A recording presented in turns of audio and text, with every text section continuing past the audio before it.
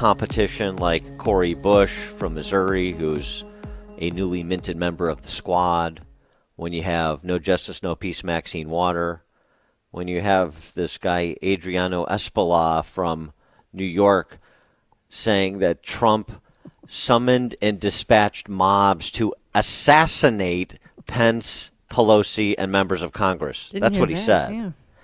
Yeah. So it's really something to be more over the top than those individuals. Well, here's Jake Tapper commenting on Brian Mast. He's a retired Army Ranger and a Republican congressman from Florida. He's a W amputee because he stepped on an IED while serving our country. And Brian Mast asked the question during his comments, has anybody asked the question of those who rioted, did you do this because of what President Trump said? You know, if it was incitement to riot, and that's the article of impeachment, it would be interesting to present some witnesses as evidence to suggest that, yes, President Trump's words were the basis of why I breached the Capitol or why I engaged in an act of violence and so on and so forth. That's what triggered me. And this is what Jake Tapper over at CNN said. One other thing, that's relevant. What you're saying right now is relevant because Congressman Brian Mast, a Republican from Florida, who lost his legs, by the way, fighting for democracy abroad, although I don't know about his commitment to it here in the United States. For more on the topic, we're pleased to be joined by John Nolte, editor-at-large, Breitbart.com. Easy for me to say. John, thanks for joining us. Appreciate it. Thanks for having me on. Good to talk to you guys again. What about that? If you ask impudent questions in the assessment, the assessment of Jake Tapper, then your service record notwithstanding, you're just not interested in defending democracy at home. This is something we've been seeing for the entire Trump era, especially from Jake Tapper specifically, where it's just a rerun of McCarthyism. If you don't agree with me, you're not a good American. You're a traitor, and you need to be gotten rid of. So it's just par for the course, and Tapper is just full of his, Tapper's always writing the story where he's the hero. And this is just another example of that. It's just grotesque. But if you look at the polls, no one's paying attention to this. People still side with Trump. His approval rating's still in the high 40s. It's just more kabuki theater.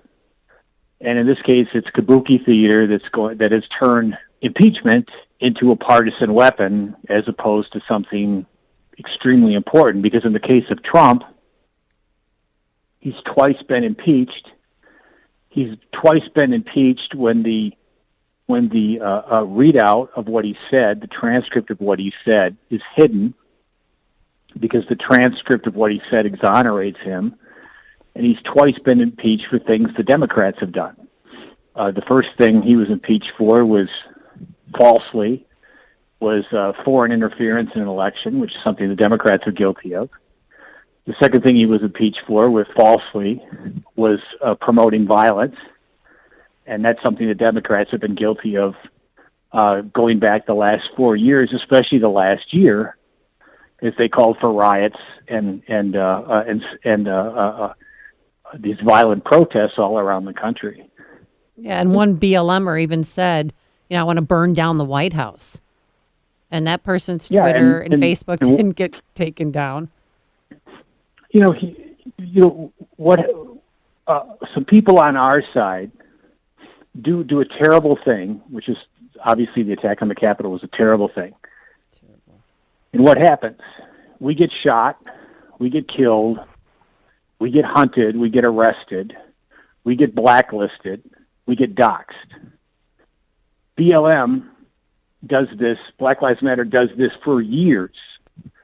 Countless numbers of police officers shot and killed and injured. What do they get? They get corporate sponsorship and a plaza in Washington, D.C. named after them.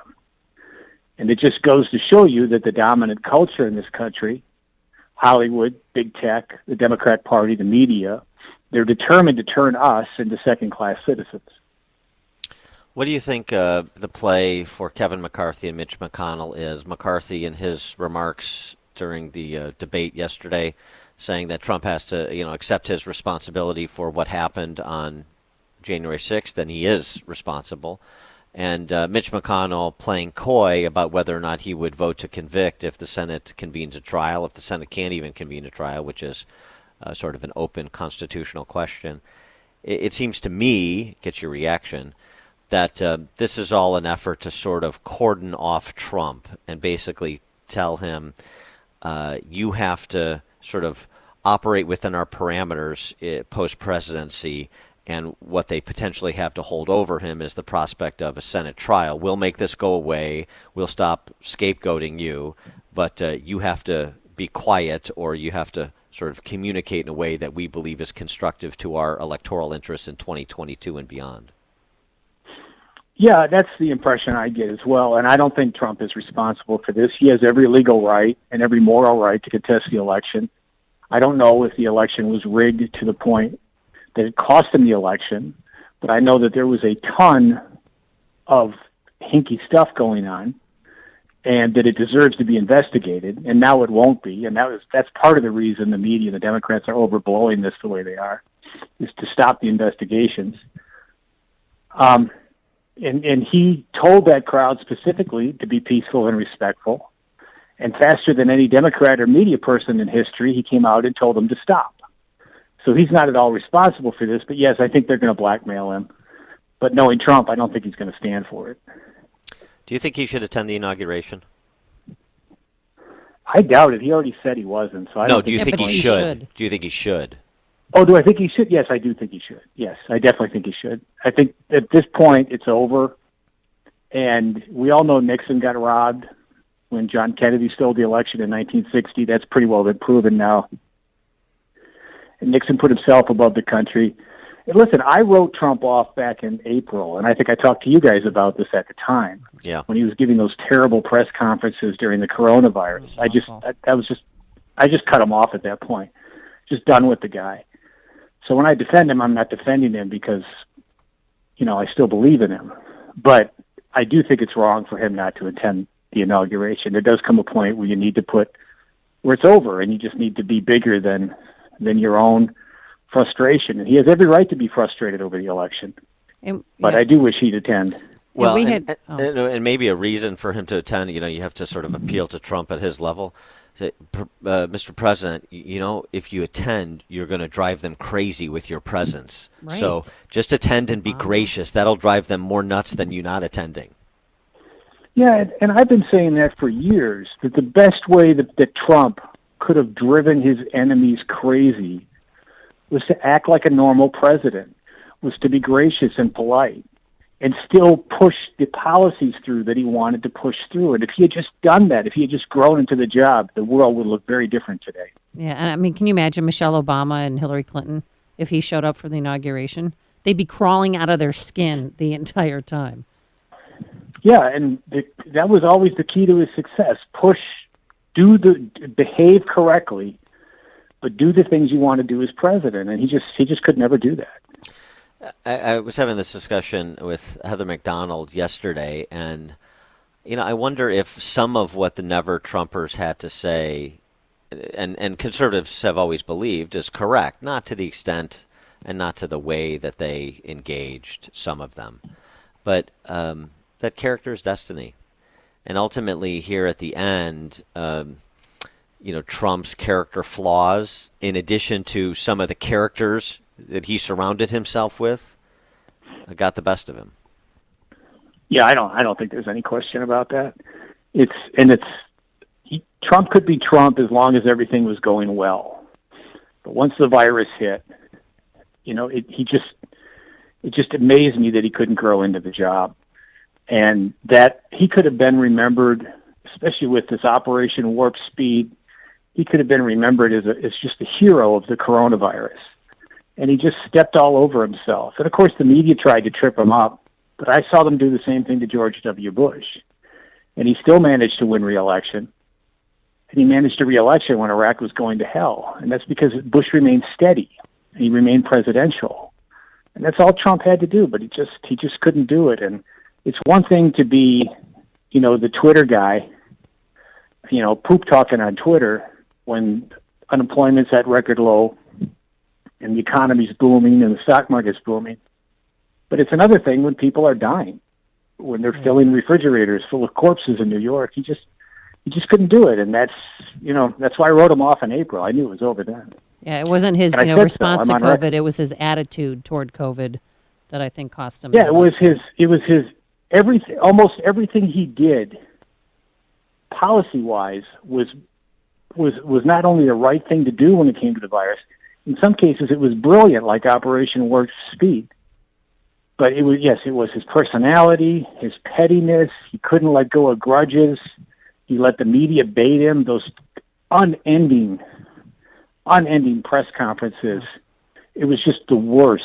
And I said so at the time. I said he's done now. And I think I told that to you guys, and that's exactly what happened. So the Republican Party has a bit of a needle to thread, don't they? So on the one hand, you need to appeal to all of those new Republican voters who came out for Trump and frankly helped Kevin McCarthy pick up seats in the House. At the same time, you sort of need and you need to figure out what your policy vision is that incorporates some of what Trump did and what was popular that he did, including just the other day him standing at the 450th mile of wall being completed. But you have to find better ambassadors for that policy vision than Trump without having Trump become somebody that's seeking to undermine the party publicly. That's a real trick. Yeah, I think the party is in real trouble now. And because Trump's following is massive and it's loyal, and we can't stand people like Mitch McConnell. We can't stand people, the Paul Ryan wing of the party, and Liz Cheney. And it isn't because of the things they do about Trump. It's just because of who they are. I mean, Mitch McConnell, I think, cost us the Senate because he was against those $2,000 checks, which is just the dumbest thing I've ever heard. Yeah. I mean, even the most conservative economists tell you that if you give money directly to the people, that's a good thing. You don't empower bureaucracies. You don't empower the government. You give the money to the people. And that was just a disastrous mistake. The people he chose to stand in when Senate seats were, like Kelly Loeffler, those were his picks, and they were terrible choices. Yeah. And then you have Liz Cheney, who just wants war forever. The party is in real trouble because Trump's going to hold on to his base. He has no intention of letting go of his power hold. And I just think 2022 is going to be very interesting if the Trump voters say, hey, screw you guys, you're going down. John Nolte, editor-at-large, Breitbart, Breitbart.com. John, thanks as always for joining us. Appreciate it. Yeah, my pleasure. Thanks for having me on. Thank you. And he joined us on our turnkey.pro answer line. The stories you need to know to start your day. This is Chicago's Morning Answer on AM 560. The Answer. I struggled with symptoms like frequent gas and stomach pain for years. I was bloated all the time with daily diarrhea. At first, I thought it was what I was eating. I kept thinking it was stomach issues. So I did my research and talked to my doctor, and we finally uncovered the truth. It was actually EPI. Exocrine pancreatic insufficiency, or EPI, is a condition where your pancreas is unable to help break down your food. It can lead to symptoms like diarrhea, gas, bloating, stomach pain, unexplained weight loss, and oily stools. And EPI symptoms can be confused with those of other common digestive conditions, like irritable bowel syndrome, Crohn's, and celiac disease. So getting to the right diagnosis meant being more open with my doctor about the severity of my symptoms and how often they were happening. But there's good news. EPI is manageable, so don't wait any longer. Use the symptom checker at identifyepi.com and schedule a visit or call with your doctor to ask, could I have EPI? Sponsored by AbbVie. Kids working in the basement, or they call it the dungeon. If you'd like to have more light in your basement or make it a safer place to be, Permaseal Basement Systems can install an egress window and make that happen in just one day. They can convert that dark, creepy area in your basement into a bright, usable part of your home and make it compliant with today's building codes. Permaseal can convert existing small windows into large emergency exits or they can install a brand new picture window into a solid wall. All installations come with a drain and a burglar-resistant cover. You know, for over 42 years now, Permaseal has been helping Chicagoland and Northwest Indiana homeowners make their homes healthier and more valuable. They've earned an A+ by the Better Business Bureau and have a 4.9-star Google rating. For a free, no-obligation estimate on your egress window by one of their certified professionals, call this number. You know it, 800-421-SEAL, S-E-A-L, 800-421-7325, or visit permaseal.net. If you're drowning in IRS debt and can't afford to pay, then you need to take advantage of special IRS tax programs that are available and free yourself from IRS